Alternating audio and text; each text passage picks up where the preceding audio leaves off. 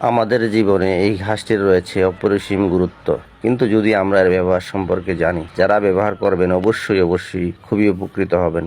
আমাদের দেহে একটি সমস্যা হয়ে থাকে প্রায়, এটি হচ্ছে ব্যথাজনিত সমস্যা। এই ব্যথাজনিত সমস্যার জন্য আমরা নানান ধরনের ওষুধ বা ফার্মেসি থেকে ক্রয় করে খাই, অ্যালোপ্যাথিক ঔষধ। সেই ওষুধ যদি ব্যবহার করি, আমরা আমাদের দেহের মধ্যে কিডনি নষ্টজনিত সমস্যা সহ আরও নানান জটিল সমস্যা আমাদের দেহের মধ্যে তৈরি হওয়ার সম্ভাবনা থাকে। অবশ্যই কোনো না কোনো পার্শ্ব প্রতিক্রিয়া থাকে। এই সমস্যা থেকে মুক্তি পাওয়ার জন্য আমরা ঘরোয়া পদ্ধতির মাধ্যমে আমরা আমাদের নিজেদের চিকিৎসা করতে পারি। এই যে ঘাসটি দেখতে পাচ্ছেন, এটির নাম হচ্ছে কাঁকড়া ঘাস।